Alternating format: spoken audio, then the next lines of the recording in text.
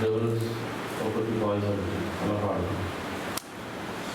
కొరాస్ అందరూ కలిసి పాడతాం. Jesus knows all our struggles అనేది అందరూ కలిసి పాడతాం. స్టాండర్స్ మాత్రం ఫస్ట్ బాయ్స్ స్టార్ట్ చేస్తాం, సెకండ్ స్టాండర్డ్ గర్ల్స్ పాడతాం. See who are going to sing high, ఎవరు గట్టిగా పాడతారు చూద్దాం.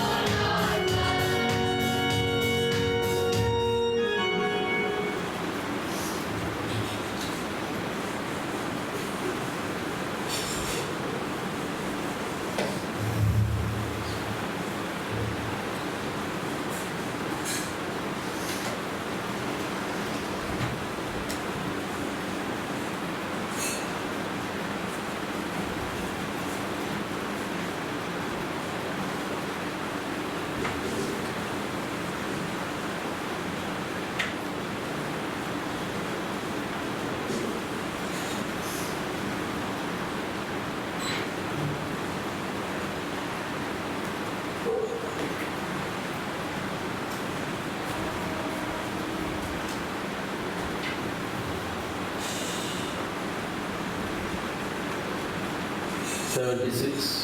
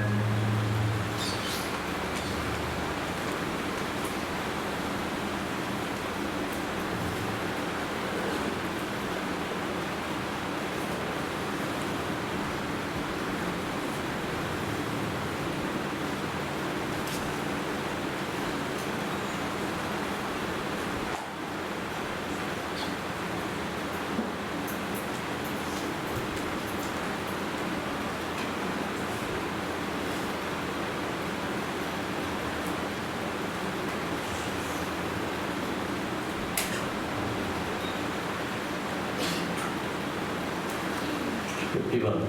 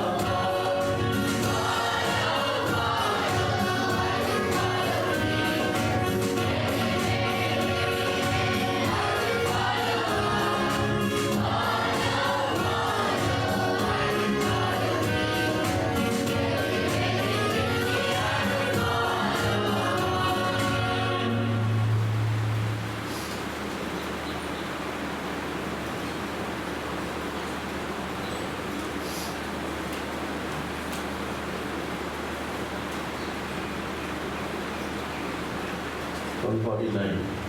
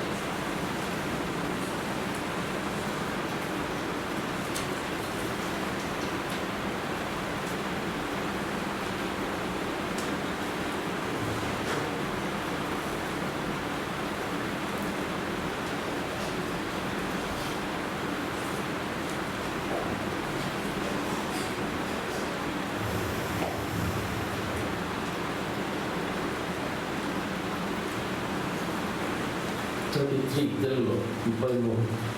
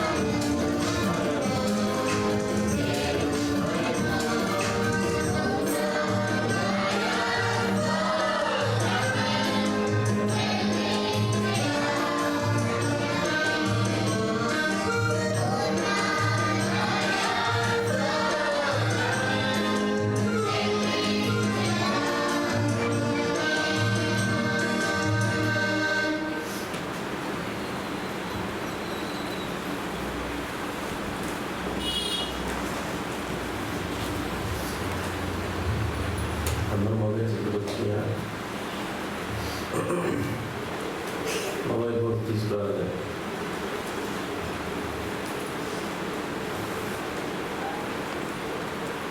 మొబైల్ తీసుకురాబెట్టండి.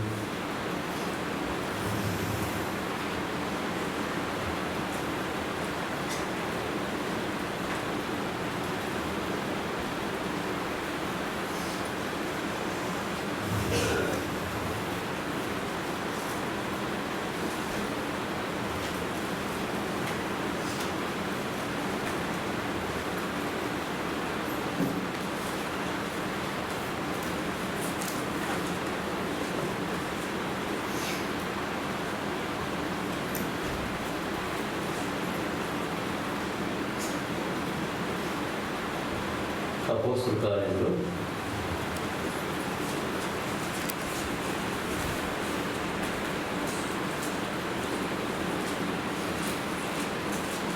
4వ అధ్యాయం.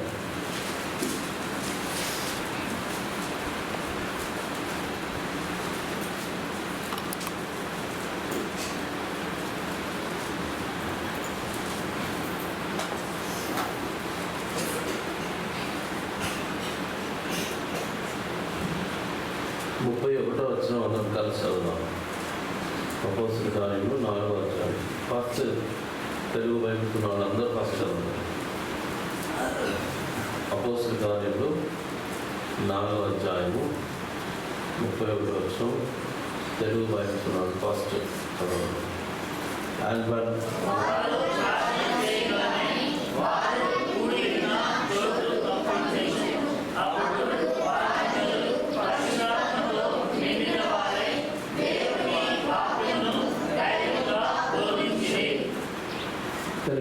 English.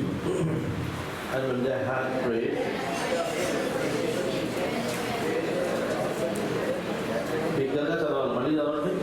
English Bible chadavandi. And when they had prayed,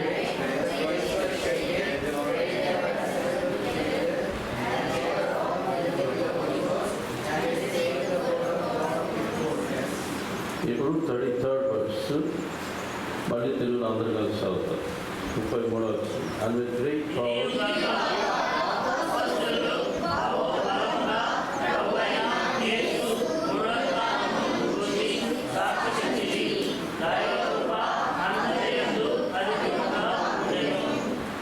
English.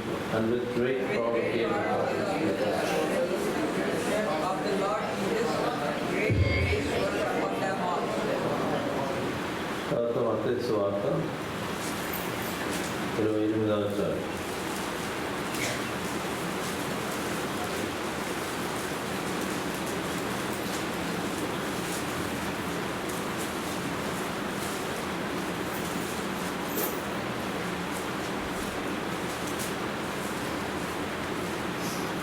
మత్తయి సువార్త 28వ అధ్యాయం.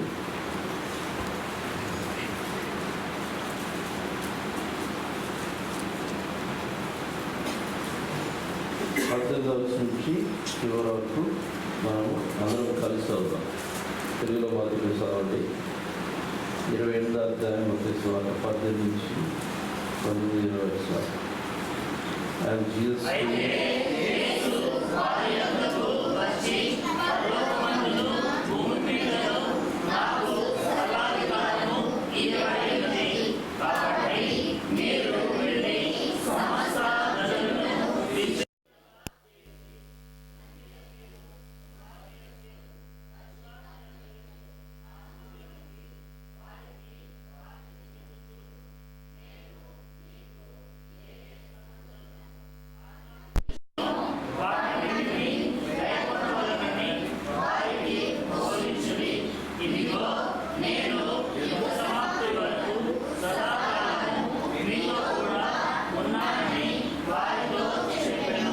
English Bible. And Jesus came in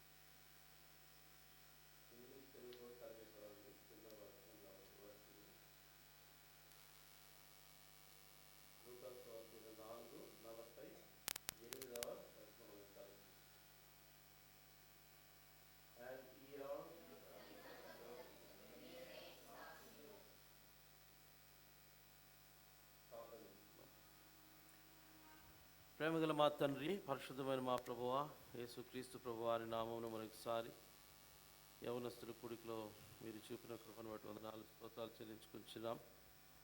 చదవబడుతూ వచ్చిన యొక్క లేఖనమును బట్టి మీ నామమున మీ యొక్క బిడ్డలముగా యవన బిడ్డలు వారి జీవితమును ప్రభాన్ని ఎలా గడపగలవాల్సిందో మీ వాక్యం ద్వారా జ్ఞాపకంతో వచ్చారు. ఈ దినమును కూడా మరి మేము సాక్ష్యం వినలేనాం. దాని కొరకై సాక్ష్యం ఇచ్చేవారు మీ ఆత్మతో స్వాధీనపరచుకోరండి, నింపండి, అభిషేకించండి. మీ యొక్క కార్యము నిన్ను అనుభవించిన దానిని పురుకొల్పబడుటకై యవన బిడ్డలకు మీ ఉద్దేశంను బయలుపరచమని, వాక్శక్తిని అనుగ్రహించమని, నీ అందరి ధైర్యమును దయచేయమని మీ కృపాస్తలు అప్పగిస్తూ కలవరపరిచే శబ్దములు పరిస్థితులు తప్పించమని మా ప్రియ రక్షకుడు యేసుక్రీస్తు నామమున ప్రార్థించి వేడుకుంటున్నాం తండ్రి. ఇప్పుడు మనం ఒక సాక్ష్యం వింటాం. మైక్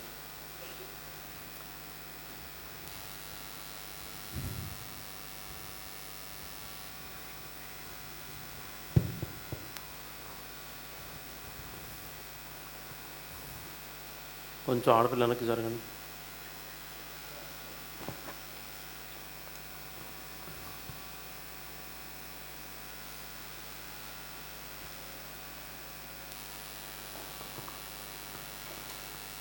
అందరికీ ప్రైజ్ ది లార్డ్.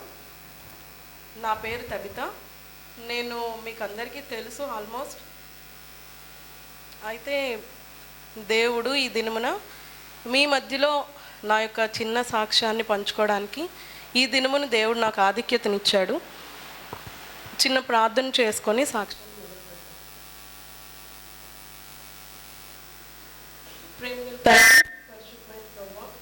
ఈ సమయంలో మీ సమయంలో ఈ విధంగా నీకు సాక్ష్యం చెప్పడానికి నన్ను బట్టి నీ ప్రేమను బట్టి నీకు వందనములు ప్రభా. దేవా, ఏదైతే నీవు నా జీవితంలో చేసినావో దాన్ని నేను దేవా ఈ స్థలంలో చెప్పగలట్లో నా యొక్క సాక్ష్యం దేవా ఒక పురుకొల్పే విధంగా ఉండగలట్లో మీరు సహాయం అనుగ్రహించండి. శత్రు కార్యములన్నింటినీ లయపరచమని దేవా, నీపై ఆధారపడుతూ నా యొక్క సొంత మాటలతో కాక నీపై ఆధారపడుతూ సాక్ష్యం చెప్పగలట్లో సహాయం చేయమని ఈ కొద్ది ప్రార్థన అడిగి వేడుకుంటున్నాం తండ్రి, ఆమేన్.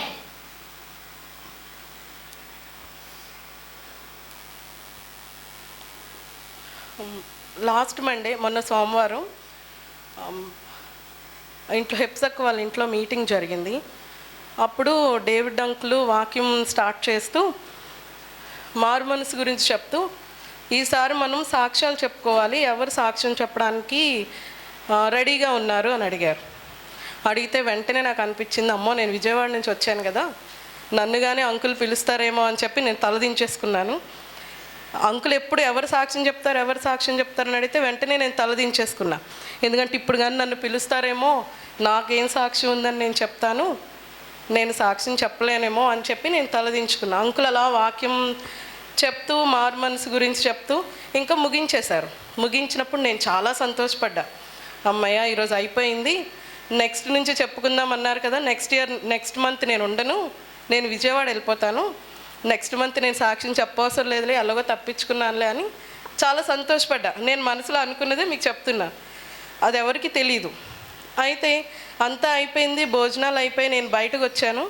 ఇంకా జాబ్ అన్ని వాళ్ళు వెళ్ళిపోవడానికి స్టార్ట్ అయితే ఆ ప్రైజ్ లార్డ్ అన్నా అని చెప్పగానే ఆదివారం నువ్వు సాక్ష్యం చెప్పాలి, రెడీగా ఉండు అన్నారు. ఇంకప్పుడు నాకు స్టార్ట్ అయింది, అయ్యి ఇప్పుడే కదా తప్పించుకున్నానని చాలా సంతోషపడ్డాను కదా మనసులో.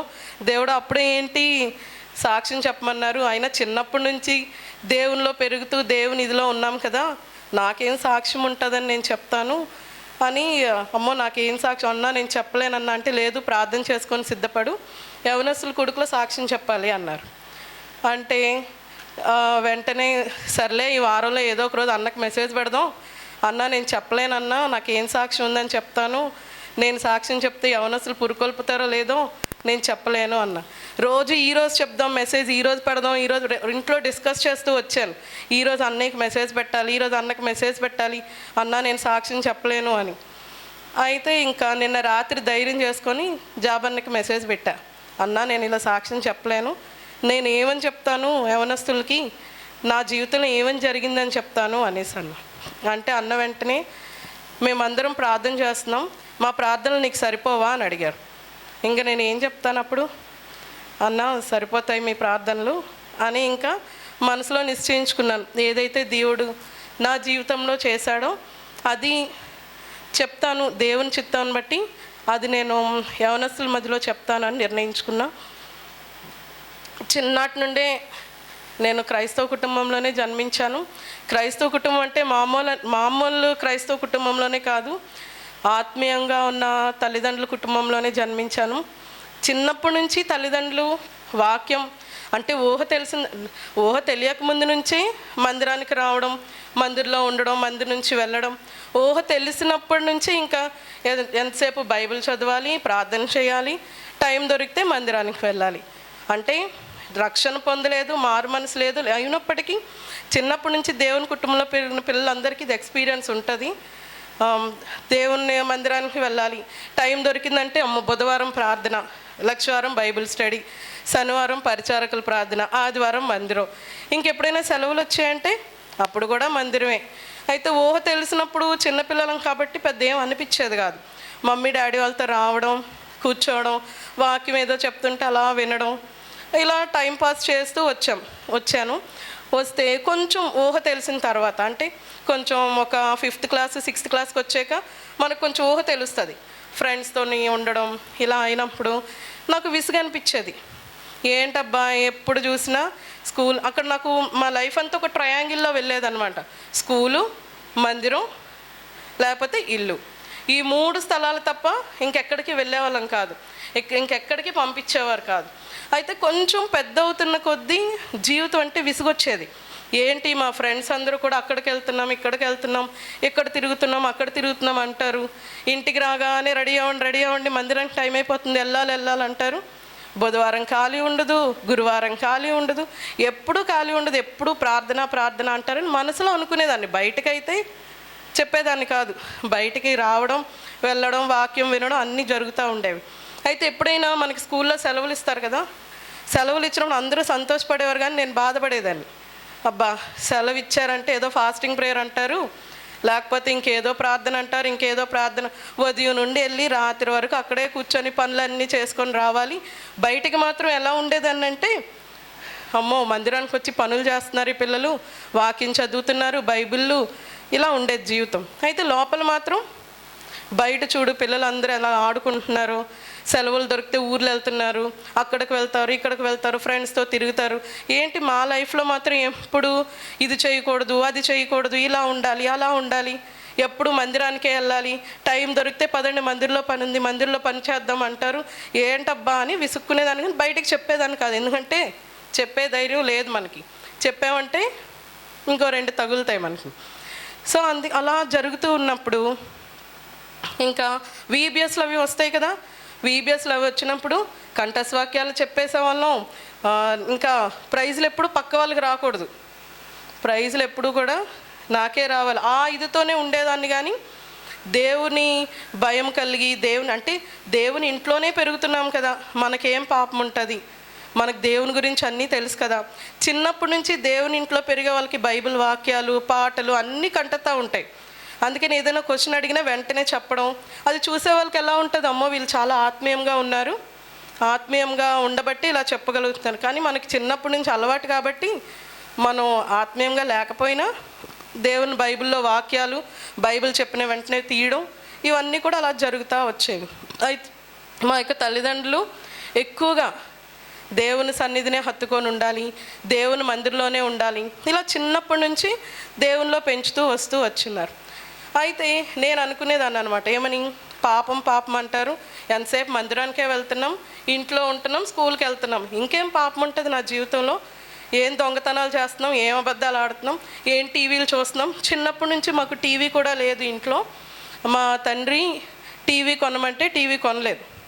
మీరు టీవీ ఏం చూడొద్దు, మందిరానికి వెళ్ళి మనం టైం గడపాలి, సమయాన్ని గడపాలి అనేవారు. అయితే టీవీ అంటే ఎలా ఉంటుంది, నాకు 5th క్లాస్కి వచ్చే వరకు టీవీ అంటే ఎలా ఉంటుందో కూడా తెలీదు. టీవీ అంటే ఎలా, ఆ శోధన మాత్రం ఉండేది. టీవీ అంటే ఎలా ఉంటుంది. అప్పుడు కూడా టీవీలు కొంతమంది ఇంట్లోనే ఉండేవి, అందరి ఇంట్లో ఉండేవి కాదు. ఫోన్లు అయితే అసలే లేవు. అయితే టీవీ అంటే ఎలా ఉంటుంది, టీవీ చూస్తే బాగుంది ఒకసారి, ఇలా శోధన వస్తూ ఉండేది. ఒకసారి 5th క్లాస్లో నేను ఎవరో తెలిసిన వాళ్ళ ఇంటికి వెళ్ళినప్పుడు వాళ్ళు ఏదో సీరియల్ చూస్తున్నారు. సీరియల్ చూస్తుంటే కూర్చొని నేను చూశాను. మనకు అర్థం కాకపోయినా ఏదో టీవీ చూడాలి, ఏదో కలర్ఫుల్గా పిక్చర్స్ వస్తున్నాయి అని చెప్పి కూర్చొని చూశాను. చూసిన తర్వాత మా డాడీ అప్పుడే డ్యూటీ నుంచి వస్తున్నారు. మా చిన్నక్క ఏం చేసిందంటే, డాడీ అది టీవీ చూసి వస్తుంది, సీరియల్ చూసి వస్తుందంట అని చెప్పింది. చెప్తే అక్కడే, అప్పుడు సైకిల్ మీద వెళ్ళేవారు, అక్కడే సైకిల్ ఆపి బెల్ట్ తీసి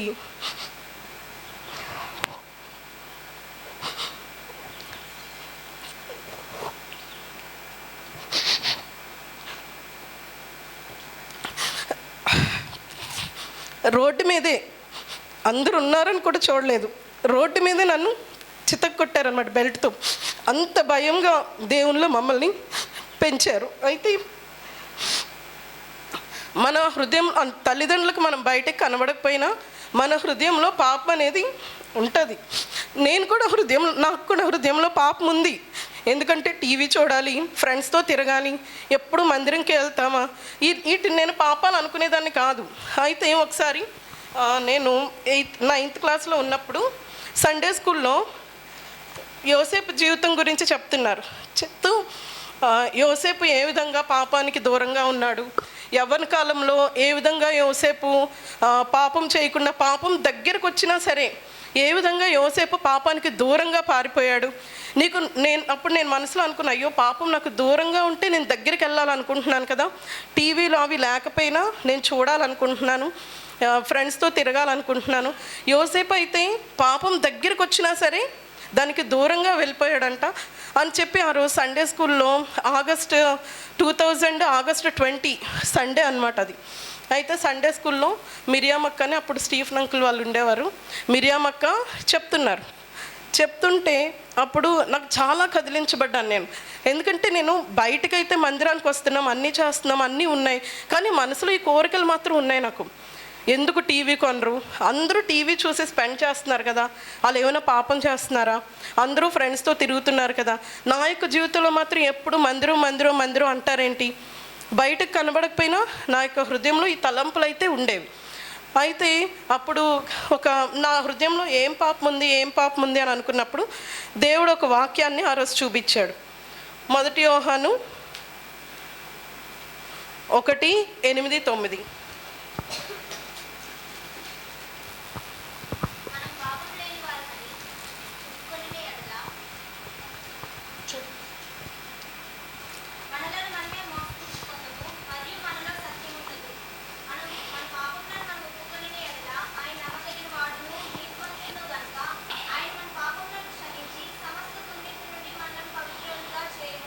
ఆ రోజు అక్కి వాక్యం చదివించారు. మనం పాపం లేనివారమని చెప్పుకునే యెడల మనమే మోసపుచ్చుకుందుము, మరియు మనలో సత్యం ఉండదు. నేను ఇలాగే అనుకుంటున్నాను కదా, నాలో పాపం లేదు అనుకుంటున్నాను అంటే నన్ను నేను మోసపుచ్చుకుంటున్నాను.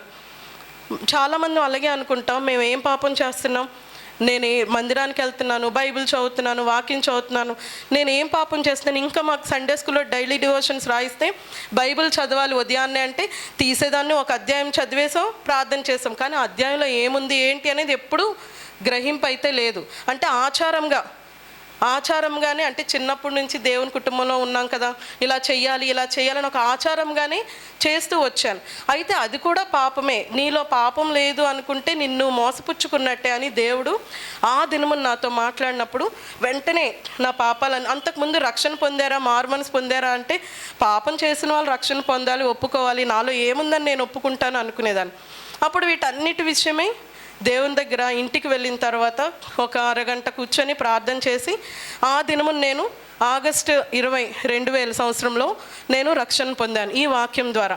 అయితే నా పాపాలన్నీ దేవుని దగ్గర కడిగాడు, నేను ఒప్పుకున్నాను, ఆయన కడిగాడు, పవిత్రపరిచాడు, నేను రక్షణ పొందాను. అయితే కొన్ని దినములు ఇలాగే కంటిన్యూ అవుతూ వస్తుంది. అయితే పాపంలో మనం ఎప్పుడైతే రక్షణ పొందామో కంపల్సరీ సాతాను ఎన్నో శోధనలు తీసుకొని వస్తాడు. అయితే ఇంక ఇలా కొనసాగుతూనే ఉన్నాం. సండే స్కూళ్ళు, VBSలు దేన్ని మిస్ అయ్యే వాళ్ళం కాదు, ఎందుకంటే ఇంట్లో ఒప్పుకోరు, సెలవులు వస్తే మీటింగులకు వెళ్ళాలి, తప్పదు. అక్కడ వాక్యం చెప్తున్నప్పుడు మనం అలా వాక్యం వింటానే ఉంటాం, కానీ అది నా హృదయంలోకి వెళ్ళేది కాదు. వెళ్తున్నట్టే అనిపించదు, కానీ సాతాను ఏవో ఒక తలంపులు అయితే బయటికి అలా కనిపించేదాన్ని కాదు. సరే, ఇలా జీవితం కొనసాగుతూ వస్తూ ఉంది. 2002లో జనవరిలో నేను బ్యాప్టిజం తీసుకున్నాను. బ్యాప్టిజంకి నాకు వాగ్దానము కీర్తనలు 91:11.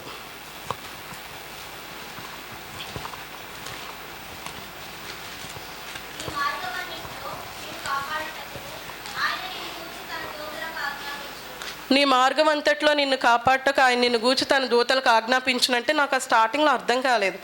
అంటే నేను మార్గంలో వెళ్తున్నప్పుడు ఏమైనా నాకు జరిగితే దేవుడు కాపాడుతాడేమో అని కాదు. నీ ఆత్మీయ జీవితం అనే మార్గంలో ఏమైనా జరగకుండా దేవుడు నిన్ను కాపాడుతాడు అని తర్వాత నాకు అర్థమైంది. అయితే యవ్వన కాలంలోకి వచ్చాను. ఇంకా అప్పుడు కొంచెం ఫ్రెండ్స్ అవి ఉంటాయి కదా, డ్రెస్సింగ్లు ఇలా వేసుకోవాలి, ఇలా ఉండాలి, ఇలాగే మెయింటైన్ చేయాలి, వీటన్నిటిని కూడా నేను కూడా యవ్వన కాలంలో ఫాలో అవుతూనే వచ్చాను. అలా అని మందిరాన్ని వదిలేయలేదు, దేవుని వాక్యాన్ని వదిలేయలేదు. ఓ పక్కన అవి చేస్తున్నాం, ఓ పక్కన ఇవి చేస్తున్నాను. అయితే ఇంట్లో ఫ్యామిలీ ప్రేయర్లోని తల్లిదండ్రులు మాట్లాడుతూ వచ్చేవారు. అనుదినము ఫ్యామిలీ ప్రేయర్లో మాట్లాడుతూ వచ్చాను. నా తల్లి అయితే రోజు మమ్మల్ని గద్దిస్తానే వచ్చేవారు. ఇలా ఉండాలి, మనం ఇలా ఉండాలి, మన ఆత్మీయంగా ఒకరికి మాదిరిగా ఉండాలి, ఇలా జీవించాలి, మన జీవితంలో ఇలా వెళ్ళాలి. అంటే నా జీవితంలో దేవుడు నాకు ఇచ్చిన అత్యధికమైన ఆధిక్యత ఏంటంటే దేవునిలో పెంచగలిగే తల్లిదండ్రులు నాకు ఇచ్చాడు. దాన్ని బట్టి నేను దేవునికి చాలా వందనాలు చెల్లించుకుంటున్నాను. చిన్నప్పటి నుంచే ఏ విధంగా దేవునిలో పెరగాలి అనేది వాళ్ళు నేర్పిస్తూ వచ్చారు. అయితే ఎలా పరిచర్య చేయాలి అంటే ఏమైనా పనులు మనం ముందు ఫస్ట్ వేరే పనులకి ప్రిఫరెన్స్ ఇస్తాము. అయితే మా యొక్క తల్లిదండ్రులు అలా చేసేవారు కాదు. మాకు మాదిరిగా చాలా అసలు అంటే ఏమైనా అర్జెంట్ పనులు ఉన్నా సరే దాన్ని విడిచిపెట్టి ముందు దేవుని పని చేయాలి. చూస్తూనే పెరిగాం కానీ చేసేవాళ్ళం కాదు. అయితే రోజు గద్దించరు, వాళ్ళ ముందు బాగానే ఉండేవాళ్ళం. అంటే ఇంకా అలా ఉంటున్నప్పుడు యవ్వన కాలంలో నాకు కూడా కొన్ని శోధనలు వచ్చాయి. నేను అంటే కొన్ని పరిస్థితుల్లో దేవా నాకు ఇలాంటి తలంపులు ఆలోచనలు లేనప్పటికీ ఎందుకు అందరూ ఇలా మాట్లాడుకుంటున్నారు, ఎందుకు నా గురించి ఇలా అంటున్నారు అని నేను చాలా బాధపడేదాన్ని. దేవా నీకు నా మనసు, నా హృదయం ఏంటో నీకు తెలుసు, నా ఆలోచనలు ఏంటో నీకు తెలుసు, నా మనసులో లేని తలంపుల్ని ఎందుకు ప్రతి ఒక్కరూ మాట్లాడుకుంటున్నారు, ఏంటి పరిస్థితి అని మా అమ్మకు చెప్పినప్పుడు మా అమ్మ ఒకటే అన్నారు, నువ్వు మోకరించి ప్రార్థన చేసుకో, అవి నీ హృదయంలో లేకపోతే అవి దేవుడు ఎలా వచ్చిన వాటిని అలాగే వెనక్కి పంపించేస్తాడు, అవి నీ హృదయంలో ఉంటే గనుక అవి నిన్ను పట్టుకుంటాయి. నేను అదే అనుకున్నా, దేవా అవి నా హృదయంలో ఉంటే, అందరూ అనుకుంటున్నవి నా హృదయంలో ఉంటే అవి ఎప్పటికైనా బయటకు రావాలి, బయటకు వస్తాయి. కానీ ఈ శోధనలో నుండి నువ్వు నన్ను తీసుకెళ్ళాలని ఉద్దేశించావు, అంతేగాని ఆ శోధనలు నాకు వచ్చాయని దాంట్లోనే నేను వెళ్ళిపోవాలి, నన్ను ఇలా అంటున్నారు కదా నేను అది చేసి చూపించాలి, ఇలా ఎప్పుడూ కూడా నేను ఆలోచించలేదు. ఎందుకంటే నా తల్లిదండ్రులు ఆ విధంగా ప్రార్థన ద్వారానే దేవునికి అప్పగించుకో, దేవునికి, అంతేగాని నా మీద ఇలా మాట్లాడుతున్నారు అని వాళ్ళని వెళ్ళి అడిగి వాళ్ళతో గొడవ పెట్టుకోవడం ఇలాంటివి ఒక్కోసారి నా మనసులో అనిపించాయి. ఇలా వెళ్ళి వాళ్ళతో గొడవ పెట్టుకోవాలి, ఎందుకు నా గురించి ఇలా అంటున్నారు, నాకు లేని తలంపులు ఎందుకు పుట్టిస్తున్నారు, నాకు లేని దాన్ని ఎందుకు నాకు శోధనలోకి దించుతున్నారు, ఇలా అని నాకు అనిపించినప్పుడు ప్రార్థన చేసుకుంటూ ఉంటే దేవుడు ఒక వాగ్దానం ఇచ్చాడు. రోమా 12:17-18.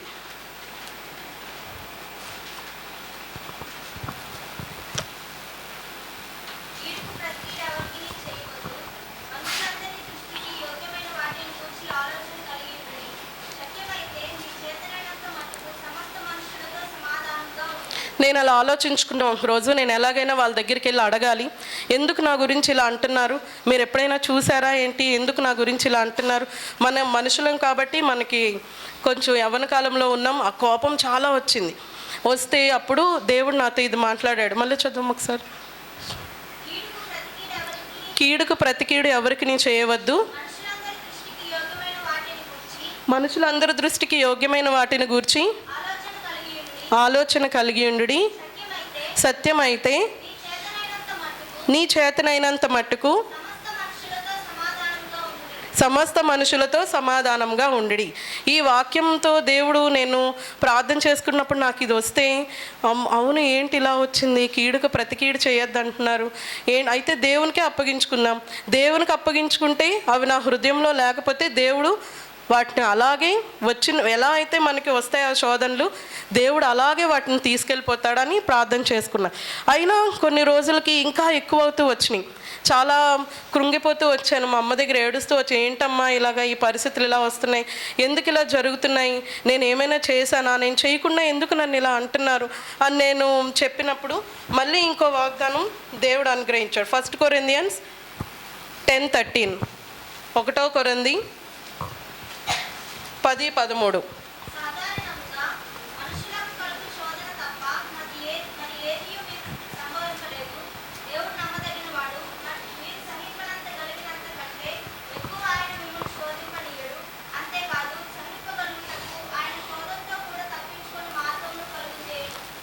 మనుషులకు కలుగు శోధన తప్ప మరి ఏది మీకు సంభవింపలేదు. దేవుడు నమ్మదగిన వాడు, మీరు సహింపగలిగినంత కంటే ఎక్కువగా ఆయన మిమ్మను శోధింపనీయుడు. అంతేకాదు సహింపగలుగుటకు ఆయన శోధనతో కూడా తప్పించుకొని మార్గంను కలుగజేయను. నేను అనుకున్నా నాకే ఏదో శోధన వచ్చేసింది అని. దేవుడు ఏం మాట్లాడాడు, మనుషులకు కలుగు శోధన తప్ప ఇంకేమీ కలగలేదు అన్నాడు. అయ్యో అవును కదా, ఇది ఒక చిన్న శోధన, దీని గురించి మనం ప్రార్థన చేసుకుంటే దాన్ని తప్పించుకునే మార్గం కూడా దేవుడే చూపిస్తానన్నాడు అని నిత్యము ఆ విషయం గురించి నేను ప్రార్థన చేస్తూ వచ్చాను, దేవునిపై ఆధారపడుతూ వచ్చాను. ఇదేమీ నా గొప్పతనం కాదు. శోధనలో మనకి శోధన దగ్గరకు వస్తుంది. నేను యవ్వన కాలంలో చాలా తప్పిపోతూ వచ్చాను. అయితే దాని గురించి ఒకసారి మెసేజ్ చెప్తున్నప్పుడు అంకుల్ యోసేపు గురించే ఎవరు చెప్పారు నాకు గుర్తులేదు, కానీ చెప్తూ వచ్చినప్పుడు యోసేపుకి పాపం చేసావు అని తీసుకొని వెళ్ళి చెరసాల్లో వేశారు. అయితే యోసేపు నువ్వు పాపం చేశాను, నేను పాపం చేశాను అన్నారు కాబట్టి నేను చూపిస్తాను అంటే నాశనంలోకి పోయేవాడు. మనకి పాపం చేసావు అన్నప్పుడు మనం వాటికి తగ్గించుకొని ఉంటే, మనం చేయనప్పుడు దానికి తగ్గించుకొని ఉంటే దేవుడు వాటిని ఆశీర్వాదకరంగా మారుస్తాడు. లేదు నన్ను అంటున్నారు కాబట్టి నేను ఆ పాపాన్ని చేసి చూపిస్తాను అని మనం కానీ వెళ్తే మనం నాశనంకే వెళ్ళిపోతామని అంకుల్ ఒక అంకుల్ చెప్పినప్పుడు అది కూడా నా హృదయాన్ని బాగా నొచ్చుకుంది. అవును కదా, అందరూ అంటున్నారని నేను ఎందుకు బాధపడాలి, ప్రార్థన చేసుకుని దేవుని మీద విడిచిపెడితే దేవుడే నాకు మార్గాన్ని చూపిస్తాడు అని ఇలా కొనసాగుతూ వచ్చాను. డిగ్రీ అయిపోయిన తర్వాత బీఈడీ చేయాలనుకున్నా. బీఈడీ నాకు బొబ్బిల్లో సీట్ వచ్చింది. ఎప్పుడు కూడా తల్లిదండ్రులను విడిచిపెట్టి ఎక్కడికి వెళ్ళలేదు, సంఘాన్ని విడిచిపెట్టి ఎక్కడికి వెళ్ళలేదు. యవ్వన కాలంలో కూడా సంఘంలో ప్రతి చిన్న విషయంలో జాబన్న వాళ్ళు కానీ అంకుల్ వాళ్ళు కానీ ఆంటీ కానీ హెచ్చరిస్తూనే వస్తూ ఉన్నారు. అయితే మనల్ని ఏమైనా అన్నప్పుడు మనల్ని హెచ్చరిస్తే మనం విసుక్కుంటాం. కానీ యవ్వన కాలంలో మనకి ఆత్మీయ తల్లిదండ్రులు కానీ మన సొంత తల్లిదండ్రులు కానీ మనం హెచ్చరించినప్పుడు వాటిని మనం స్వీకరిస్తేనే రాబోయే దినముల్లో మనం ఆత్మీయంగా నిలవబడగలుగుతామని నేను ఇప్పుడు తెలుసుకున్నాను. ఆ రోజుల్లో నాకు అనిపించేది ఏంటి, ప్రతి చిన్నదానికి తిడతారు ఏంటి, ఇలా కదిలితే తిడతారు, ఇలా నిలబడితే తిడతారు, ఇలా ఉండకూడదు అంటారు, అలా ఉండకూడదు అంటారు, ఇలా క్లాసులు పీకుతారేంటి అనుకునేదాన్ని. కానీ వారు ఆ టైంలో అలా చెప్పబట్టే ఈ దినము నేను మీ మధ్యలో నిలబడగలనని నేను నమ్ముతున్నాను. అందుకని యవ్వన కాలంలో మనల్ని అంకుల్ వాళ్ళు కానీ తల్లిదండ్రులు కానీ సరిచేసినప్పుడు మనం వాటికి కోపగించుకోకూడదు. మన జీవితంలో కలిగింది మనం సరిచేసుకుంటేనే మనం పెద్ద అవుతున్న కొద్దీ దాన్ని తొలగిపోకుండా ఉంటామని నేను వేరే ప్రాంతానికి వెళ్ళిన తర్వాత నేర్చుకున్నాను. అయితే బొబ్బిల్లో సీట్ వచ్చింది. బొబ్బిల్లో కూడా మన మందిరం ఉండేది, బెరాకా ప్రార్థనా మందిరం. అయితే అక్కడ ఎలీషన్న సేవకులుగా ఉండేవారు. అయితే నేను అనుకున్నా రూమ్లో ఎప్పుడు ఉండలేదు, ఇంకా ఇక్కడ వెళ్తున్నట్టు ప్రార్థనలు అవి ఇవి ఉండవేమోలే, అక్కడికి వెళ్ళి ఆదివారం ఒకటే వెళ్ళొచ్చు, మిగతా టైంలో ఫ్రెండ్స్తో ఉండొచ్చులే. ఇంతకీ రూమ్మేట్స్ ఎవరో కూడా తెలీదు. అయితే వెళ్ళిన తర్వాత మా తల్లిదండ్రులు ఏం చేశారంటే మందిరం ఎక్కడుందో ఆ పక్కనే రూమ్ తీసి పెట్టారు. ఎందుకంటే ఇది మళ్ళీ ప్రార్థనలు బైబిల్ స్టడీలు మానేస్తుంది, మందిరానికి పక్కనే ఉంటే సేవకులు చూసుకుంటూ ఉంటారు. ఎక్కడ అంటే మన తల్లిదండ్రులకి ఆ భారం అనేది ఉంటుంది మన గురించి. యవ్వన కాలంలో ఉన్నారు వీళ్ళు, ఎక్కడ మనం చిన్ననాటి నుంచి దేవునిలో పెంచుతున్నప్పుడు వీళ్ళు ఎక్కడ తప్పిపోతారో అనే భారంతో నా యొక్క తల్లిదండ్రులు, నేను అన్నాను, అమ్మ కొంచెం దూరంగా పెట్టు, మరీ మందిరంకి దగ్గరగా పెడుతున్నావు, ప్రతి మీటింగ్కి మళ్ళీ వెళ్ళాలేమో అని మనసులో అనుకున్నాను. అయితే సేవకులు నన్ను చూస్తూ ఉండేవారు. నాకున్న 3 మెంబర్స్ కూడా రూమ్మేట్స్ హిందువులే. నేను ఒక్కదాన్నే అక్కడ దేవుని నమ్ముకున్న బిడ్డని. అయితే రోజు ఫోన్ చేస్తూ ఉండేవారు తల్లిదండ్రులు. ఎలీషన్ను కూడా రోజు బైబిల్ స్టడీకి వస్తున్నానో లేదో, ప్రార్థనకు వస్తున్నానో లేదో చూస్తూ ఉండేవారు. నేను కూడా కొంచెం భయంతో ఉండేదాన్ని, ఎందుకంటే మందిరం పక్కనే ఉన్నాను కదా, ఏం చిన్న పొరపాటు జరిగినా తెలిసిపోతుంది ఇంట్లోనే అని భయంతోనే ఉండేదాన్ని. అయితే రూమ్లో కూడా నేను ప్రార్థన చేసుకుంటున్నప్పుడు వాళ్ళు కూడా వచ్చి మోకరిచ్చేవారు. అంటే వాళ్ళకి యేసు ప్రభు గురించి తెలుసు, కాకపోతే వాళ్ళు దేవుని నమ్ముకోలేదు, హిందూ బ్యాక్గ్రౌండ్ నుంచి వచ్చారు. అయితే ఒకసారి వాళ్ళు సినిమాకి వెళ్దామని ప్లాన్ చేసుకున్నారు. వాళ్ళు అన్నారు, మీ తల్లిదండ్రులు కూడా ఎవరు లేరు కదా ఇక్కడ, మన 4 వెళ్దాము, కావాలంటే మేము టికెట్ తీస్తాము, మనం వెళ్దాము.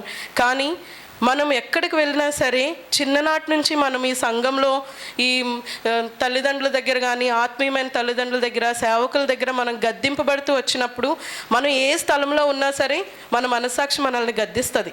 అయ్యో, మనం చిన్నప్పటి నుంచి ఒక ఫ్రేమ్ అనేది ఉంటుంది మనకి. నరకం అంటే పెద్ద అగ్నిగుండం, అందులో పడేస్తారు, మనం కాలిపోతూ ఉంటాము. ఇవి మనకి చిన్నటి నుంచి ఆ భయం అనేది మనకు ఉంటుంది.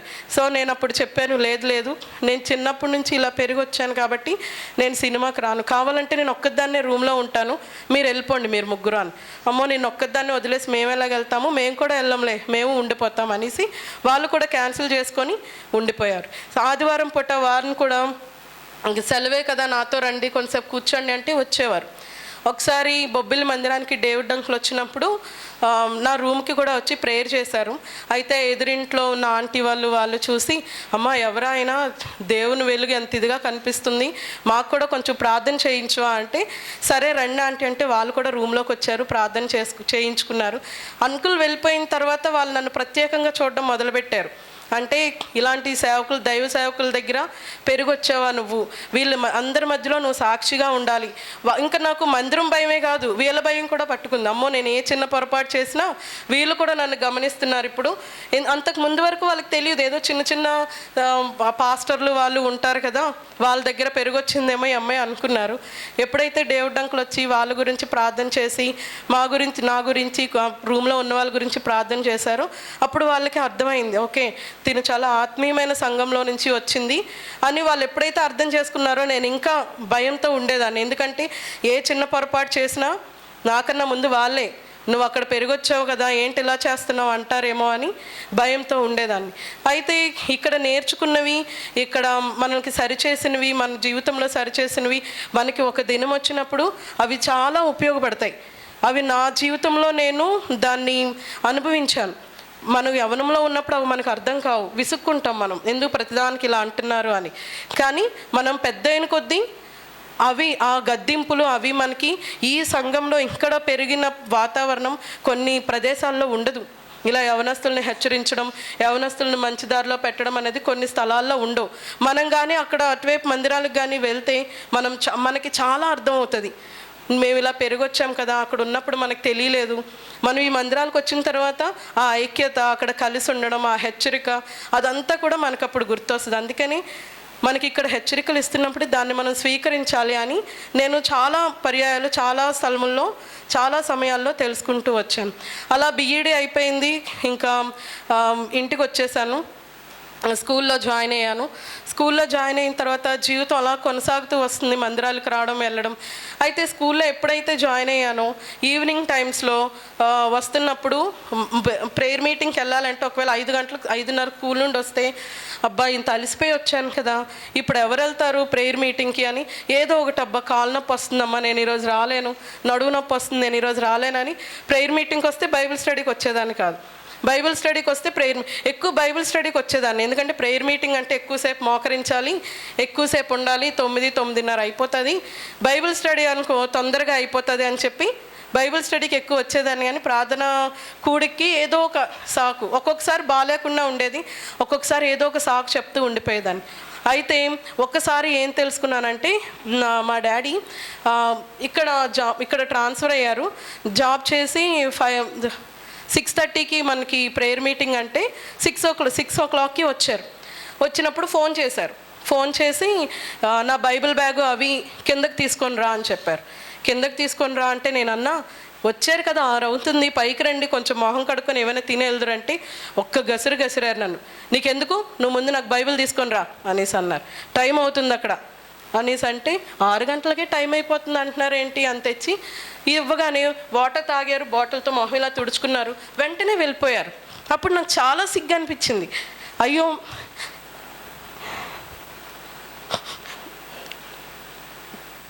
ఇంత బాలేని మనిషి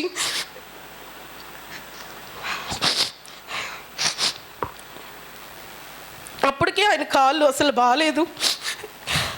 ఇంత బాలేని మనిషి ఉద్యోగం నుంచి వచ్చి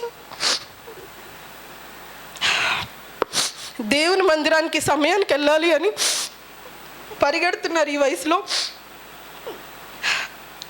నేనేముంది, బండి మీద వెళ్తాను, బండి మీద వస్తాను.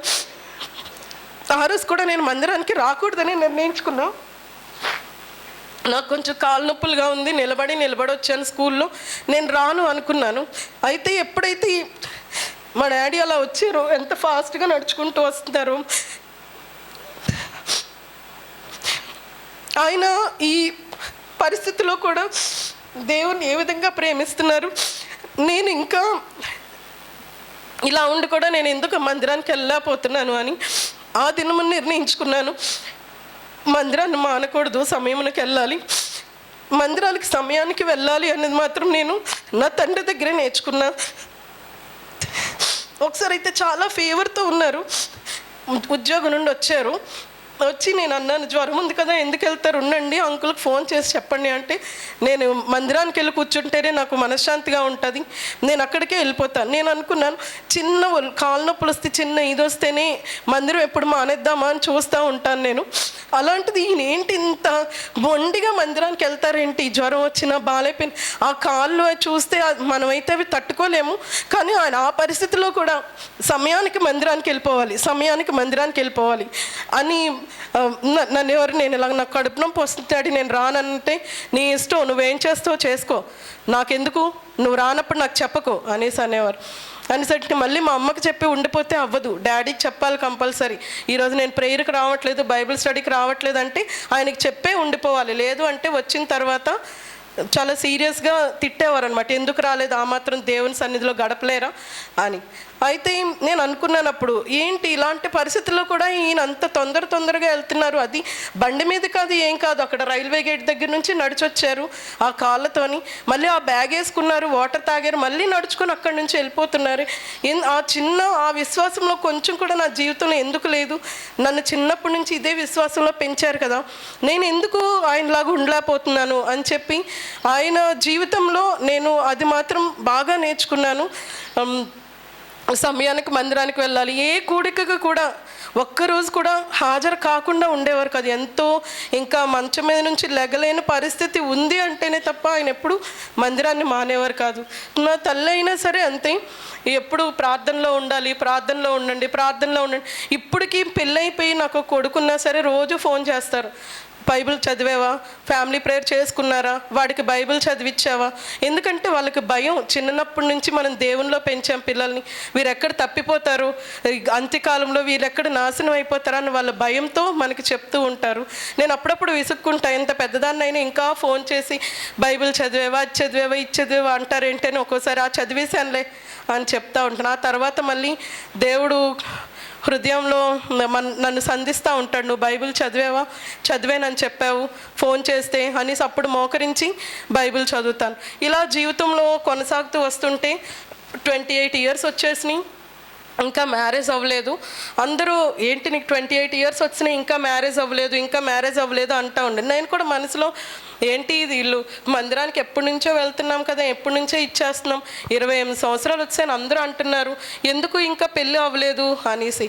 అయితే నా తల్లిదండ్రులు ఎక్కువ మ్యారేజ్ విషయంలో ఒకటే ప్రార్థన చేసేవారు, దేవా నా బిడ్డలకి ఆత్మీయమైన వాళ్ళని అనుగ్రహించండి, ఎవరు ధనవంతులు ఏదో డబ్బున్న వాళ్ళు నా బిడ్డలకు అవసరం లేదు, ఆత్మీయంగా ఉంటూ దేవుని మందిరంలో ఏదో ఒక చిన్న పరిచర్య చేసే వాళ్ళని నా బిడ్డలకు అనుగ్రహించండి అని ప్రతిదినము ఆ విషయంలోనే ప్రార్థన చేసేవారు. నా తల్లి ఎంతో భారంతో మా మ్యారేజ్ విషయంలో ఎంతో భారంతో ప్రార్థన చేశారు.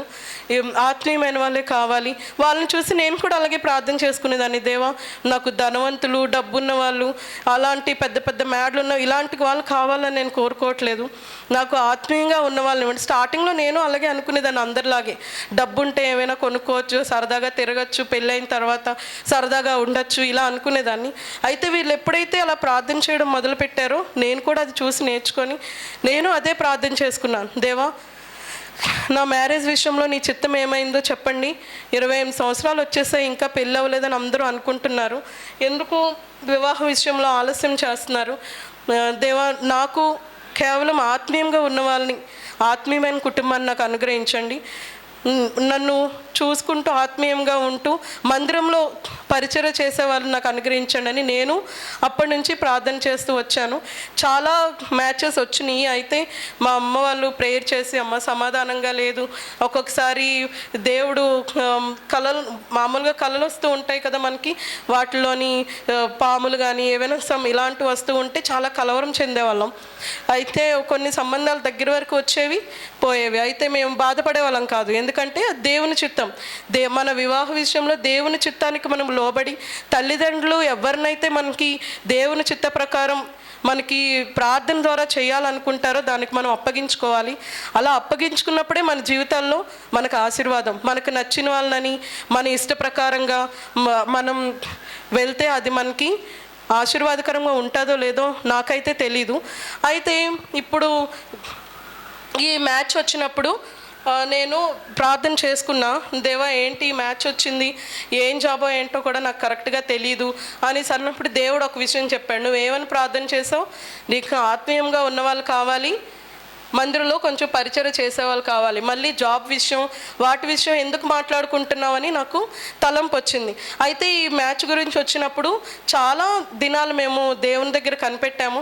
అయితే ఇంకోటి నేను ఏమనుకున్నానంటే, పెళ్లి చేసుకుంటే వచ్చేవాళ్ళు మన మందిరంలో కలుస్తారో లేదో, ఎందుకంటే ఇక్కడ జాబ్ అనే వాళ్ళు వీళ్ళందరితో మనం సహవాసంగా ఉంటాము, వచ్చేవాళ్ళు వీళ్ళతో కలుస్తారో లేదో, వీళ్ళతో సమాధానంగా ఉంటారో లేదో, దేవా అలాంటి వాళ్ళని అయితే నాకు ఇవ్వద్దు, ఇక్కడికి వచ్చినప్పుడు వీళ్ళందరితో కూడా సంతోషంగా ఉండే మనిషినైతేనే నాకు అనుగ్రహించండి అని ఆ విషయంలో కూడా ప్రార్థన చేస్తూ వచ్చినప్పుడు ఫస్ట్ లోక సంబంధమైన విషయాలు అడిగినప్పుడు దేవుడు ఒక వాగ్దానం ఇచ్చాడు. రోమా 12:2.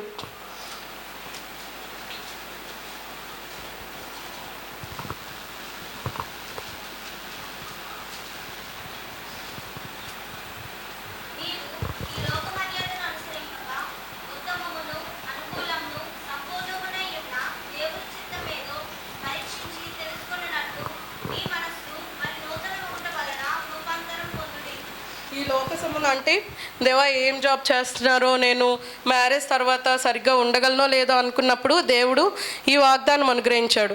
లోక మర్యాదను అనుసరించొద్దు, ఉత్తమమును అనుకూలమును సంపూర్ణమైన దేవుని చిత్తమేదో పరీక్షించి తెలుసుకున్నట్లు మీ మనసు మారి నూతన మగుట వలన రూపాంతరం పొందుడు. అంటే నాకు అప్పుడు అర్థమైంది, సంపూర్తిగా దేవుని చిత్తానికి అప్పగించుకోవాలి. నా తల్లిదండ్రులు ప్రార్థన చేసినప్పుడు కూడా అదే చెప్పారు, మాకు దేవుని చిత్తము మాకు సమాధానంగానే ఉంది, ఇంకా నీకు దేవుని చిత్తము అవునా కాదో నువ్వు చెప్పు అనేసి అన్నప్పుడు నేను ప్రార్థన చేసుకున్నప్పుడు దేవుడు ఈ వాగ్దానం అనుగ్రహించాడు. అంటే దీనివల్ల నాకు అర్థమైంది, ఓకే నేను లోక సంబంధమైన వాటిని అడగకూడదు, దేవుని చిత్తం ఏదైతే ఉందో దానికి లోబడితేనే నాకు ఆశీర్వాదం అనమాట. నేను అందరిలాగే నాకు చాలా శోధనలు వచ్చినాయి, నేను చాలా నిందల గుండా వెళ్ళాను, శోధనలు వచ్చినాయి. అయితే దేవుడు వాటన్నింటిలోంచి ఆ శోధనలో పడిపోకుండా ఏ విధంగా పైకి రావాలో కూడా దేవుడే చూపించాడు. అది కేవలం మనం దేవుని మీద ఆధారపడినప్పుడు మాత్రమే అది జరుగుతుంది.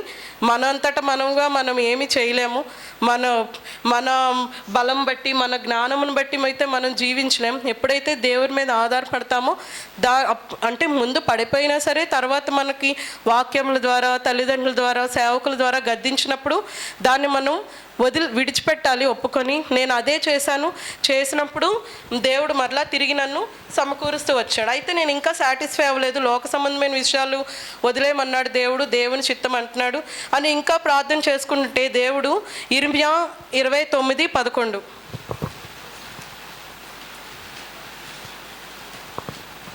దేవా ఇంకా నీ చిత్తం ఏమైందో నా పట్ల చూపించు అని ప్రార్థన చేసినప్పుడు ఇర్మియా 29:11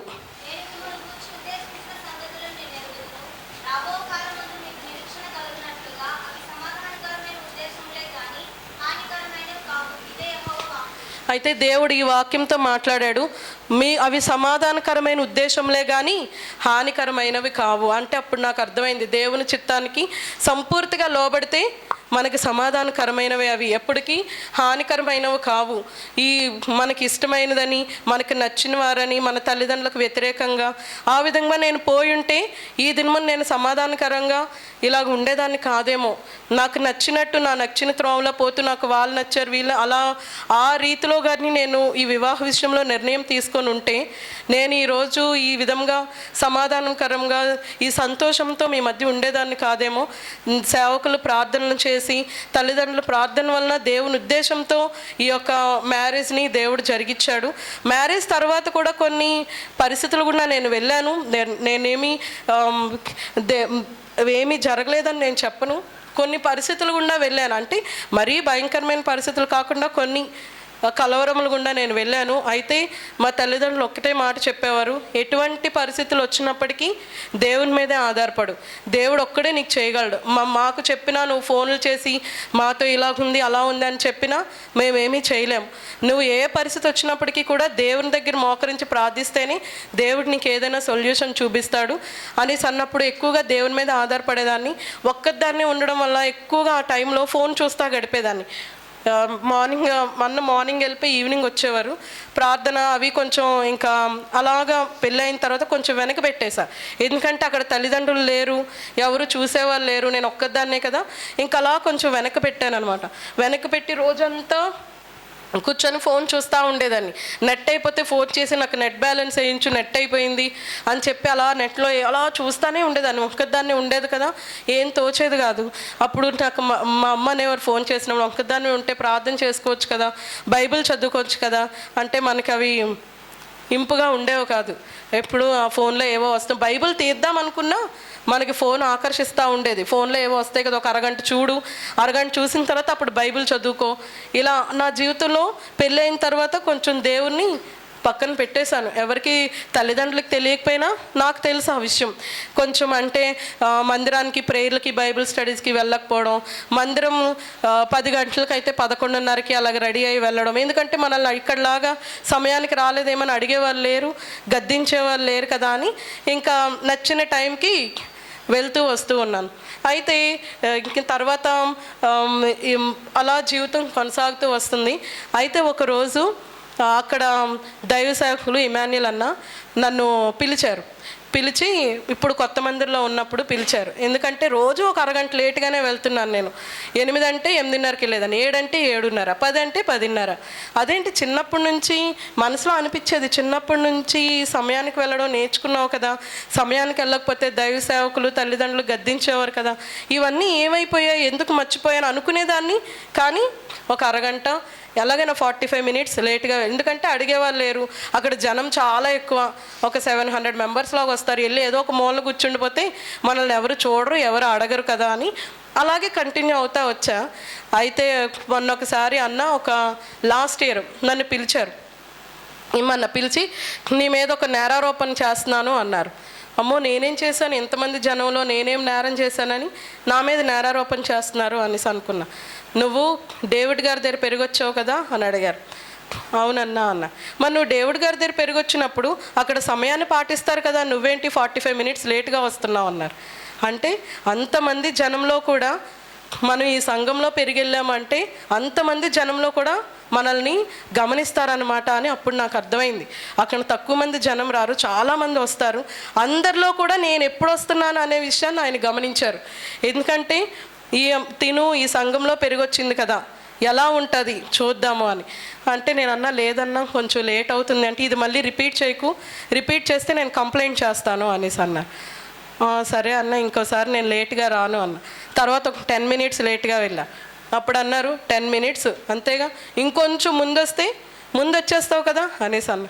అలాగా మనం ఎక్కడికి వెళ్ళినా సరే, మనం ఈ సంఘంలో ఇటు సైడ్ విజయనగరం, విశాఖపట్నం ఇటు సైడ్ అనుబంధ సంఘాల్లో పెరిగి వెళ్ళామంటే ప్రతి ఒక్కరూ మనల్ని గమనిస్తారు అని నాకు ఆ విధం ద్వారా అర్థమైంది.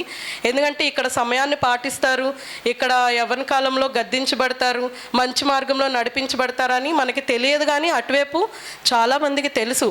అందుకని అంతమంది జనంలో కూడా నన్ను పిలిచి ఆయన, నువ్వు డేవిడ్ గారి దగ్గర పెరిగొచ్చున్నాను, ఎందుకు లేటుగా వస్తున్నావు అని అడిగారంటే నాకు అప్పుడు అర్థమైంది, ఓహో అటువైపు సంఘాల్లో పెరిగిన పిల్లల్ని కంపల్సరీ గమనిస్తారన్నమాట అని.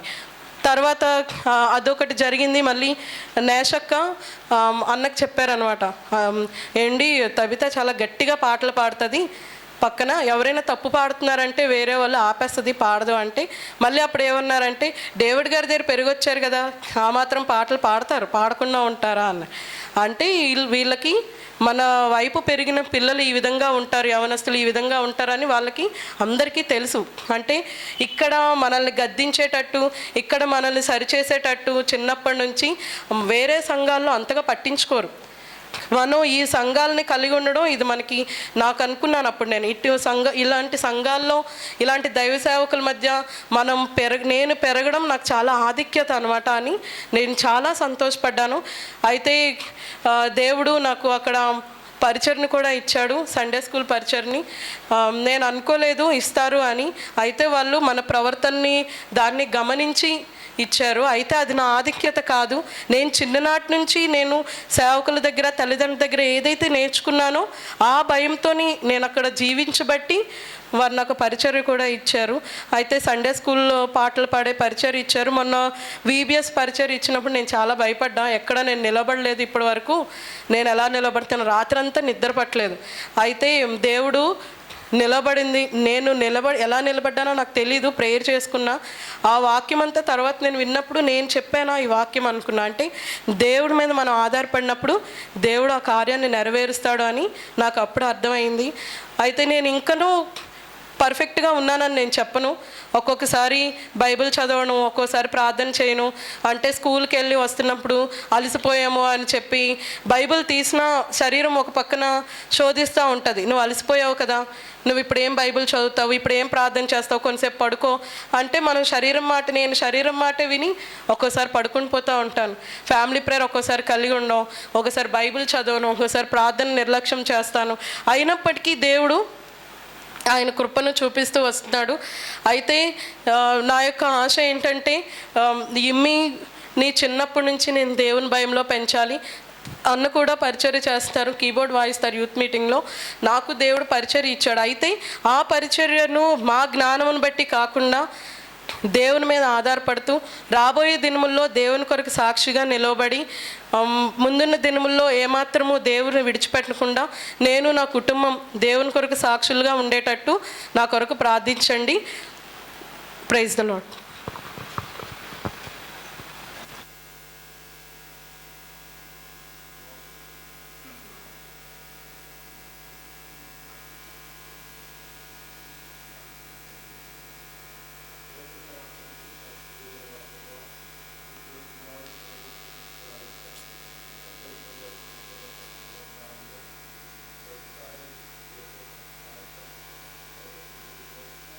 సాక్ష్యం ఇచ్చటకై మరి తవితను మీరు నిలుపుకున్నందుకు వందనాలు. మరి మీరు కార్యము చేస్తూ వచ్చిన దాన్ని బట్టి వందనాలు. మీరు వెదకి రక్షించుకున్నారు, నీలో ఈ దినం వరకు కొనసాగుటకి సహాయపడుతూ వచ్చిన వందనాలు. ఏదైతే నీ ఉద్దేశమో ఆ ఉద్దేశమును ఆత్మ సంబంధమైనదిగా నెరవేర్చటకై రానున్న దినాల కొరకు కూడా సిద్ధపరచుము ప్రభా. తొట్టిల్లకుండా కాపాడము. పరిస్థితులు మరి సమయాలను బట్టి, దినాలను బట్టి ఎప్పుడు ఏ రీతిగా మారినా నీవు మారని దేవుడవు కనుక దయచేసి జ్ఞాపకం చేసుకొని సహోదరి తన కుటుంబాన్ని కూడా మీ కృపా కాపుదల్లో ఉంచండి. బిడ్డను కూడా నీ జ్ఞానంలో పెంచుటకై కృపను దయచేయమని కోరుచున్నాం. యవనస్తులుగా మరి మాట్లాడే సమయమును ఇప్పుడు గడిపే సమయం దీవెనకరంగా చేయండి. యవన బిడ్డల యొక్క హృదయాల కొరకై, వారి ఆలోచనలు, వారి ఆశలు అన్నిటి కొరకై నీ సన్నిధికి వస్తున్నాం. సరైన రీతిగా వారు కూడా ప్రభా తీర్మానంలో ఉండుటకై జ్ఞాపకం చేసుకొని సహాయం చేసి శత్రువును సిగ్గుపరచమని యేసుక్రీస్తు ప్రభువు నామమున ప్రార్థిస్తున్నాం తండ్రి. కూర్చో కూర్చో.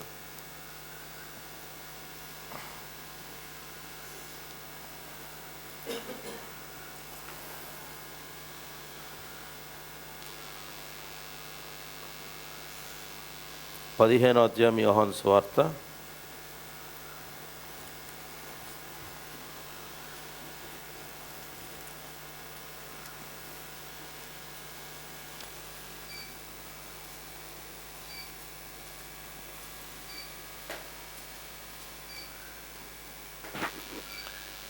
పదిహేడవ వచనం నుంచి ఎవరైనా చదవండి.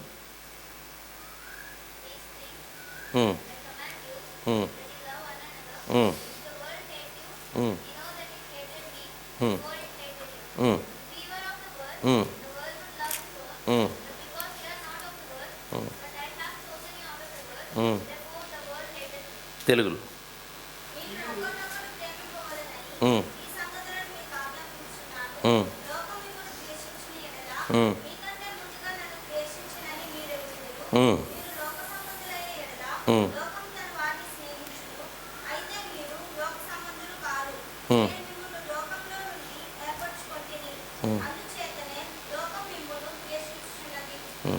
ఇక్కడ మనకి కనబడే విషయాలు ద్వేషము, తర్వాత తెలుగులో స్నేహం అన్నాడు, కానీ ఇంగ్లీష్లో love his own. The world would love his own. మీరు లోక సంబంధులైతే లోకం మిమ్మను ప్రేమిస్తుంది. స్నేహించడం అని ఉంది. ఫ్రెండ్షిప్ అనేది వేరు, లవ్ అనేది వేరు. సో ఎందుకు ఈ మాట జ్ఞాపకం చేస్తున్నానంటే, ఎలా ఉన్నారు యవనస్తులుగా మీరు అందరు కలిసి ఉన్నారా, కలిసి లేరా అనేది మేము గమనిస్తున్నాము, గమనించట్లేదని కాదు.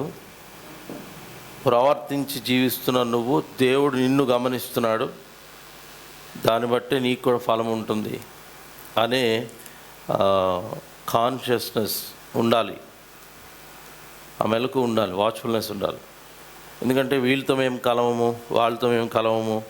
కొన్నిసార్లు తల్లిదండ్రులు ఎలా చెప్తారంటే, మందిరానికి వెళ్తే ఆ పిల్లలతో నువ్వు ఉండకు, వీళ్ళ దగ్గరికి వెళ్ళకు, వాళ్ళకి ప్రైజ్ లార్డ్ చెప్పకు. బైబిల్లో ఉన్నాయి ఇవి. యేసు ప్రభు చెప్పారు పోనీ ఎవరికన్నా అలాగా? యేసుక్రీస్తు ప్రభు వారు శిష్యుల్ని ఏం చేశారంట? ఫస్ట్ వాళ్ళు శిష్యులు అవ్వడానికి కారణం ఏంటంటే, ప్రభు వారిని ఏం చేశారు? కాల్ దెమ్, పిలిచారు. పిలిచినప్పుడు ఏం చెప్పారంటే, ఫాలో మీ. ఇంకేం చెప్పలే. ఏం చెప్పారు? నేను అంత చేస్తాను, ఇంత చేస్తాను. గుర్తుపెట్టుకోండి, శత్రువు చెప్పే ప్రేరణ ఏదో, దేవుడు ఇచ్చే ప్రేరణ ఏదో గుర్తించగలిగే స్థితి, ఆ వివేచన మీకు లేకపోతే మీరు ఎంత చదువుకున్నా వేస్ట్. మీకు ఎన్ని తెలివితేటలున్నా వేస్ట్. దేవుని వివేచన లేని మీ తెలివితేటలు శూన్యమే. ఎందుకంటే దేవుని రాజ్యమును గూర్చి మనకు నేర్పించబడేది వాక్యంలోంచి, మనుషుల్లోంచి నేర్పించబడదు. మనుషుల్లో ఏముండదు నేర్పించడానికి. ఇదిగో ఇప్పుడు చెప్పాను కదా, వాళ్ళతో మాట్లాడకు, వీళ్ళకి ప్రెజర్ చెప్పకు, వాళ్ళ దగ్గరికి వెళ్ళకు. ఇది చెప్పేటప్పుడు దేవుని గురించి వాక్య ఆధారంతో చెప్పే రీతిగా చెప్పవచ్చు. అది తల్లిదండ్రులే కదా, అన్నదమ్ములు, అక్క చెల్లెలు కూడా చెప్తూ ఉంటారు. అందుకే ఇక్కడ ఒక మాట ఏముందంటే, if the world hate you, it know that it hated me before it hated you. అంటే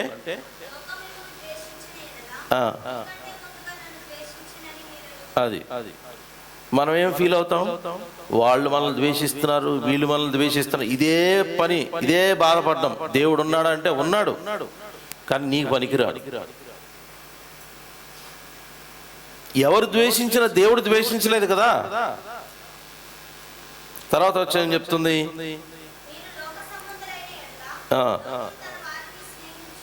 చాలు, లోక సంబంధులైన ఎడల లోకము తన వారిని ప్రేమించును అని ఇంగ్లీష్లో ఉంది, తెలుగులో స్నేహించును అని ఉంది. రెండు కూడా అవసరమే, రెండు మాటలు కూడా కరెక్ట్గానే ఉన్నాయి, దేన్ని తీసేయడానికి లేదు. మీకున్న ఫ్రెండ్స్, ఈరోజు నేను అడుగుతున్నా ఇక్కడ కూర్చున్న యవనస్తులుగా, మీకున్న ఫ్రెండ్షిప్స్ అవి మంచివా చెడ్డవా మీరు పేరెంట్స్కి చెప్పరు. మీకు ఫ్రెండ్షిప్ వాల్యూ ఇస్తున్నారేమో, క్రీస్తుని బట్టి వాల్యూ ఇవ్వకపోతే యాకోబు పత్రికలో చెప్తాడు, ఈ లోక స్నేహము దేవునికి, మీ ఫ్రెండ్షిప్స్ దేవునికి అడ్డం వస్తున్నాయంటే ఇమ్మీడియట్గా వాటిని ఏం చేయాలా, ప్రూనింగ్ చేయాలి. ప్రూనింగ్ అంటే, ప్రూనింగ్ ఎక్కడ వాడతారు, వినియార్డ్స్లో వాడతారు. వినియార్డ్స్ అంటే గ్రేప్స్, ద్రాక్ష తోటల్లో ప్రూనింగ్ చేస్తారు, గుత్తులాగే కనబడుతుంది. కానీ ప్రతి గుత్తు వాళ్ళు చెక్ చేసుకుంటూ వెళ్ళినప్పుడు ఒక ఇన్స్ట్రుమెంట్ ఉంటుంది, ప్రూనింగ్ ఇన్స్ట్రుమెంట్, కత్తిరిలాగా ఉంటుంది. అది కట్ చేయకపోతే మిగిలిందంతా గుత్తు పాడైపోతుంది. ఇవి కూడా అలాగే కనబడితే కానీ ఆ తోట మెయింటైన్ చేసే వాళ్ళకి తెలిసిపోద్ది ఎంతవరకు దీన్ని కత్తిరించాలా, ఆ మిగిలినంతా హెల్తీగా ఉంటుంది. నీలో కత్తిరించకపోతే వాక్యం విని ఫ్రెండ్షిప్ వాల్యూ ఇచ్చి దేవుని వదిలేస్తాం. అపోస్తలుడైన పౌలు చెప్పాడు, దేమా ఈ లోకమును స్నేహించి విడిచి వెళ్ళిపోయాడు. అంటే ఒకప్పుడు దేవుని పనిని, దేవుని కార్యాలని పౌలుతో అనుభవించినాడు, సంతోషించినాడు. కానీ ఏం పోలే ఆయనలో, లోక. కాబట్టి మీ ఫ్రెండ్షిప్స్ కోసం చెప్తున్నా, మీ ఫ్రెండ్షిప్కి హద్దు ఉండాలి. ఎందుకంటే మీరు ఎంత టాక్టిఫుల్గా చేస్తారంటే, పని చేయించుకోవాలంటే పేరెంట్స్ దగ్గర పర్మిట్ పొందడానికి ఏం మాట్లాడాలో అని ఆలోచించే రకాలు మీరు. డాడీ మమ్మీకి ఏం చెప్తే నాకు పర్మిట్ వస్తుంది వెళ్ళడానికి. వాళ్ళకి మన మీద ఉన్న ప్రేమను వాడుకుంటాం ఇలా. యాక్చువల్గా ఇది దుర్వినియోగం చేయడమే చెప్పాలంటే.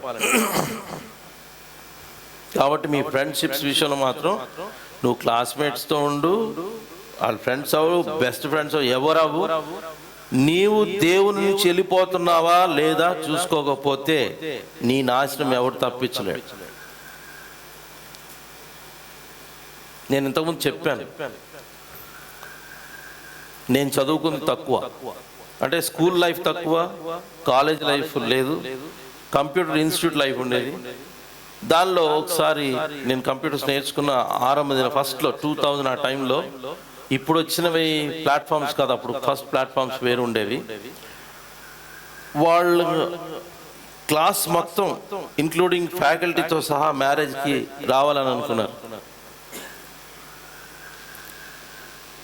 మా మ్యారేజ్ ముందు 2 నెలల నుంచి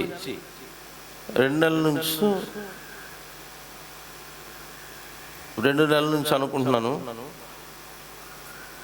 మార్నింగ్ ఈవినింగ్ ఫ్యామిలీ ప్రేయర్స్లో అందరూ ప్రార్థన చేయాల్సి వచ్చింది. అందరితో ప్రార్థన చేయమనేవారు. ముందున్న మ్యారేజ్ కోసం అందరూ ప్రేయర్ చేయాలి. త్వరగా వద్దు ఫ్యామిలీ ప్రేయర్, అయిపోతుంది త్వరగా అవ్వదు. సో ఇలా ప్రార్థన చేసేటప్పుడు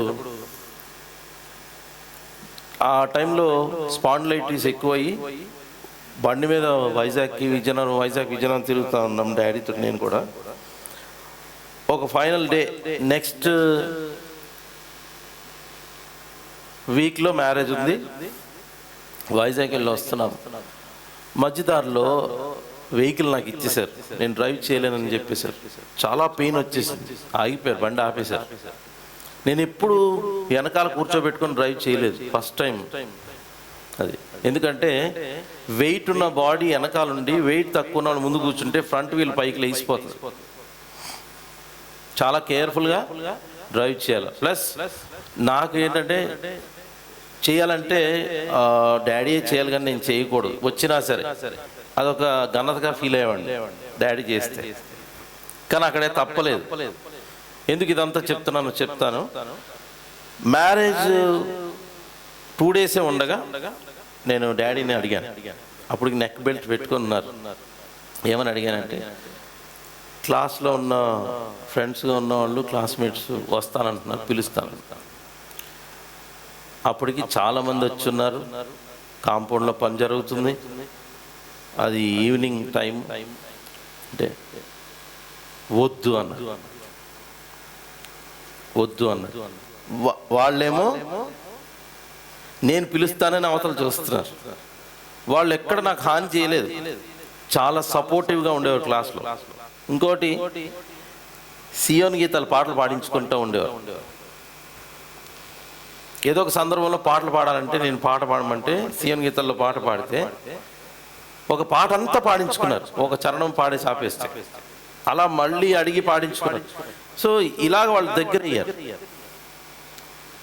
దగ్గర అయ్యి చాలా సపోర్టివ్గా ఉండడానికి ప్రయత్నించేవారు. మా ఫ్యాకల్టీ కూడా స్టూడెంట్ లాగా ఆయన మాతో ఉండేవాడు. ఆయన ఒక ఫ్యాకల్టీగా డిగ్నిటీ మెయింటైన్ చేసేవాడు కాదు. సబ్జెక్ట్ దగ్గరే కొంచెం స్ట్రిక్ట్గా ఉండేవాడు. వాళ్ళని పిలుస్తానంటే వద్దు అన్నారు. నేను వాళ్ళకి ఫోన్ చేయలేదు, వాళ్ళకి ఏం చెప్పలేదు. ఇప్పుడు వద్దు అన్నప్పుడు నాలో ఆలోచనలు, ఫ్రెండ్స్ని ఎందుకు వద్దు అంటున్నారు అని డాడీ మీద బాధ నాకు రాలే. వద్దన్నారు, సరే అనుకున్నాను అంతే. కానీ అందరూ ఇలా ఉంటారని నేను చెప్పను. ఎందుకు వద్దు, వాళ్ళు తెచ్చారు, వీళ్ళు తెచ్చారు, వాళ్ళు తెచ్చారు, అలా నేను అనలేను. ఒకళ్ళు అంటే ఏమవుతుంది తెలుసు, అక్కడ రేపు పెళ్ళిళ్ళు పెట్టుకుని ఈరోజు తనులు తినాలంతే. దానికి ఏమీ అనుమానించాల్సిన అవసరం లేదు. పెద్ద చిన్న కాదు. కాబట్టి నేనేం చెప్తున్నానంటే, ఇదే అధ్యాయం 15వ అధ్యాయము 27వ వచనం చదవండి. 15వ అధ్యాయం 27వ వచనం.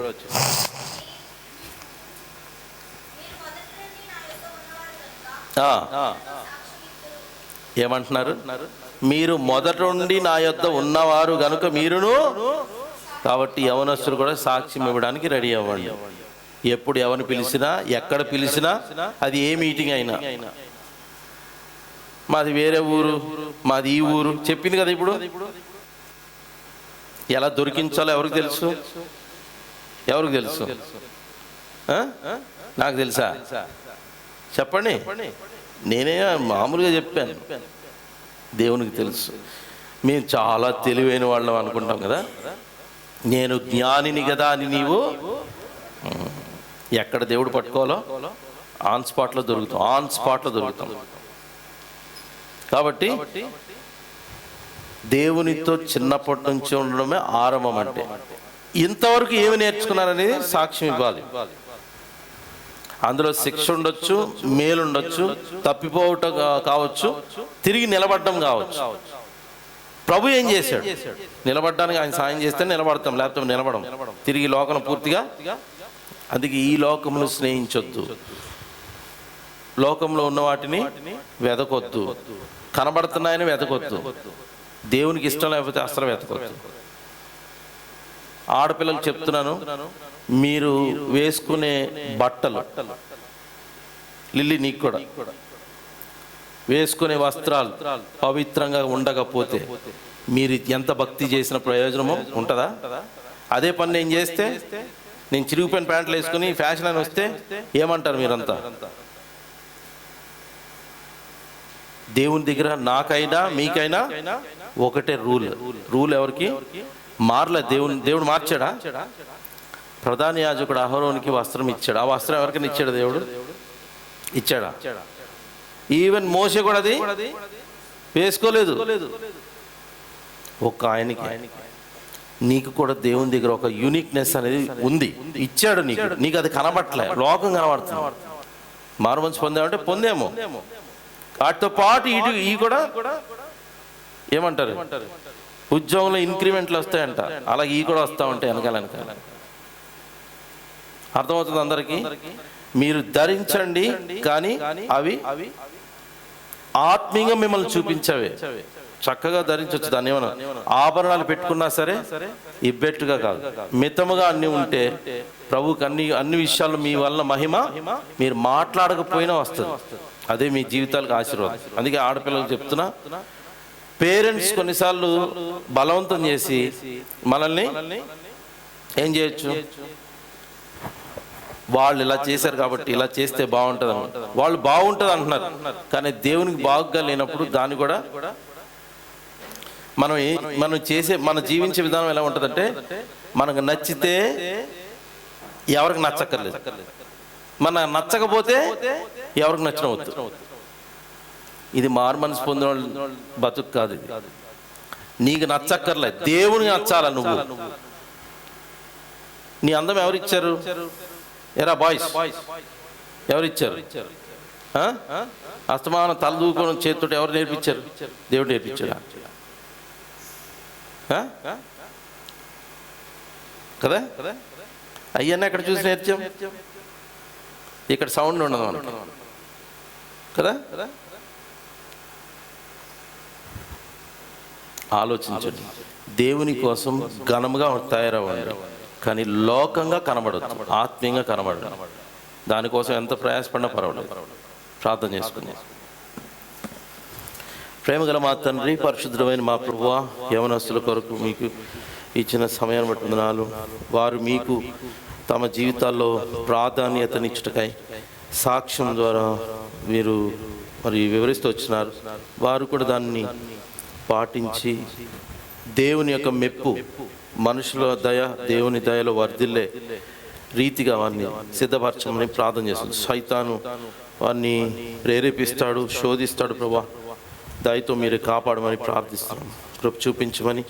తిరిగి వెళ్తున్నారు వారి మరి భవిష్యత్తుల కొరకు విద్యా అభ్యాసంలో మీ కృపను, జ్ఞానమును, జ్ఞాపక శక్తిని మీరు అనుగ్రహించమని కోరుచు మీ దయరాస్తాడు చెప్తున్నాం.